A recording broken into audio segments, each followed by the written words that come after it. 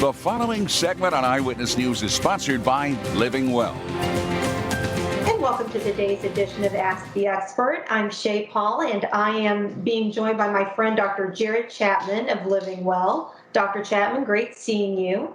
Good seeing you today. The last time you were with us, we talked about ways that you can improve the look of your lips there at Living Well and make them more youthful, more lush, plumper. But today we're going to cover the entire area of the lower face. I know as we get older and we start losing that volume in our skin, as well as just the effects of gravity, we start seeing a lot of jowling in that area.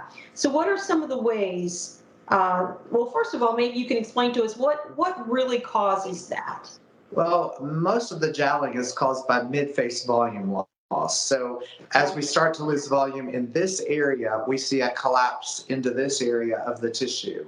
And what really used to only be able to be corrected by a facelift, which is going into this area or behind the ear and lifting, now we actually can correct that with filler. So the chin is in. That's what the phrase that's most being tossed around today is the chin is in, and the jawline is probably two of the most sought after correction areas that when people come in and they're like, I don't like this and I want a sharper jawline.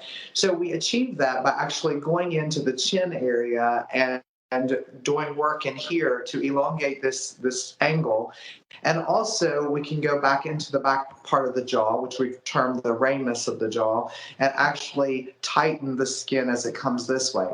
This occurs after fully correcting mid-face volume loss. So it's part of just the finishing touches of going in once someone has revolumized this area and resculpted this area to actually take a look at their chin, look at the proportions of the chin to the rest of the face, and correct any bone loss that could be occurring here or fat loss that's occurring here. What we have to understand is as we age, osteoporosis and bone loss doesn't just occur in our spine and in our hips. It occurs all over our bodies. And as we start to age, the actual skeletal structure of the face starts to shrink. So some of that can be corrected by going straight down to the bone with a filler called Voluma, which we've talked about many times on air, and really resculpting this area. It's basically a moldable chin implant. It lasts about 2 years without going through a major surgery and having things drilled into your bone. So it actually does help avoid that. Does a beautiful job.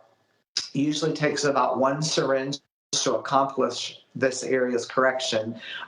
Also, we can correct some of the pre-jowl sulcus where you actually see the dip when it starts to come in this area by going into that area more superficially and correcting that with another type of filler called Velour or Ultra Plus, which are all products of the Juvederm family that we use here at Living Well. So it's an awesome way to quickly correct lower face disproportions and bring the face back into proportion. It's always looking at proportions of the areas of the face, which allows us to maintain a more youthful look.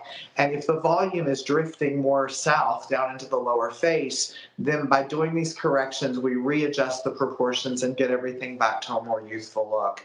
We've talked about that triangle of youth in the past where the peaks, the base of the triangle should be up here as we're more youthful. And then as we begin to age, we see because of this, the base of the triangle comes down here. So by readjusting that and then making this more prominent by pulling it forward just slightly, we really can fixate on that triangle of youth as we begin to age and maintain it throughout our 50s and 60s. Yeah, well, these before and after pictures that we're looking at now are just nothing short of amazing. And I think what makes it even more amazing is the fact that, at one time, you would have had to have a surgical procedure to probably get anything remotely close to these results. And now that's not the case. So, and it literally takes less than about 5 minutes to do this procedure. So, and there's little to no downtime with it. Very little downtime. Okay, well, Dr. Chapman, thank you so much. As always, it's a pleasure having you with us, and we look forward to our next conversation. Thank you for having me.